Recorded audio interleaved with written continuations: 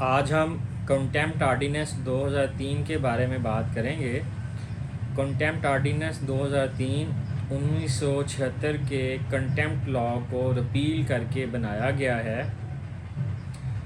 2003 में जब ये लॉ आया था तो उसके बाद 2012 में इसी 2003 वाले कानून को रिपील करने की, सेट असाइड करने की एक एफ़र्ट की गई थी, मगर 2012 में जो कानून आया था 2003 वाले कानून को सेट असाइड करने के बाद उस कानून को 2012 वाले कानून को सुप्रीम कोर्ट के फुल बेंच ने नल एंड वाइड डिक्लेयर कर दिया था, यानी उसको सेट असाइड कर दिया था।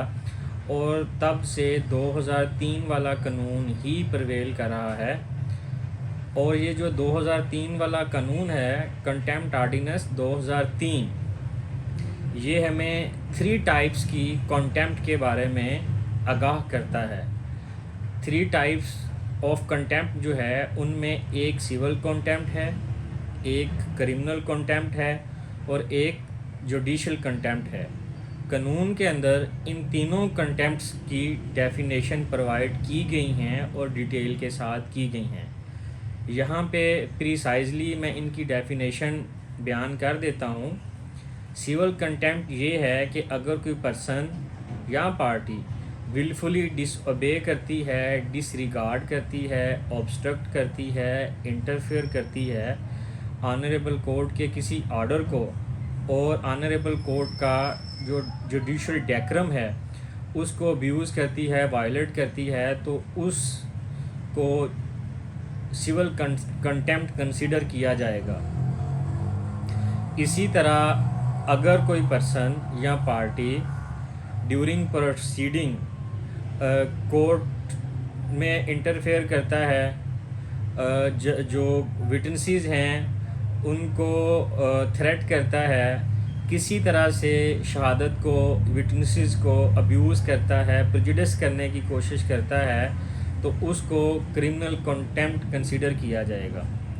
जो जुडिशल कंटेम्प्ट है वो ये है कि अगर कोई पर्सन या पार्टी ऑनरेबल कोर्ट के जजेस को या जज को स्कैंडलाइज करती है, ऑनरेबल कोर्ट के फ़ैसले को स्कैंडलाइज किया जाता है, जजेस के कंडक्ट को रिडिकुलस किया जाता है, कोर्ट्स के फ़ैसलों को रिडिकुलस किया जाता है, मॉकरी ऑफ लॉ की जाती है जजेस के साथ या फ़ैसलों के साथ, तो इसको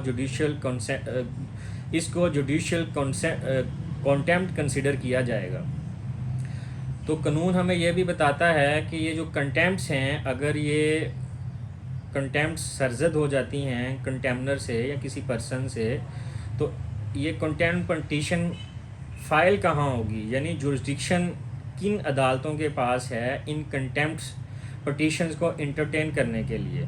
तो कानून में ये लिखा हुआ है कि अगर जो कंटेम्नर है, यानी जो एक्ट्स करता है, वायलेशन करता है कोर्ट्स की ऑर्डर्स की, यानी सिविल, क्रिमिनल और जुडिशल कंटेम्प्ट करता है, तो अगर तो उसके ऊपर पीपीसी के सेक्शन अट्रैक्ट कर रहे हैं, पीपीसी के वो सेक्शंस जो कंटेम्प्ट को कवर करते हैं, जैसा कि 195 से 200 के अंदर बयान किए गए हैं, तो अगर तो पीपीसी के सेक्शंस कंटेम्नर को अट्रैक्ट कर रहे हैं तो उसके ऊपर जो जुरिस्डिक्शन होगी वो डिस्ट्रिक्ट कोर्ट यानी ट्रायल कोर्ट की होगी। तो ट्रायल कोर्ट के जो जजेस हैं, यानी सेम कोर्ट के जजेस के पास पावर है कि वो कंटेम्प्ट पटिशन्स को इंटरटेन कर सकते हैं।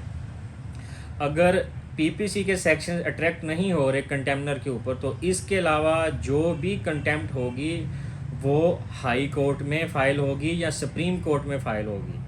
तो इसी तरह जिस तरह के जुरिस्डिक्शन हाई कोर्ट के पास है, सुप्रीम कोर्ट के पास है, उन सेक्शंस के अलावा जो पीपीसी में बताए गए हैं, तो हाई कोर्ट और सुप्रीम कोर्ट जब अपनी ओरिजिनल जुरिस्डिक्शन के अंदर कंटेम्नर को सज़ा देगी, जुर्माना अनाउंस करेगी, तो उसकी अपील भी जो है वो हाई कोर्ट के पास या सुप्रीम कोर्ट के पास होगी। तो अपील जो है वो इंट्रा कोर्ट अपील में जाया जाएगा।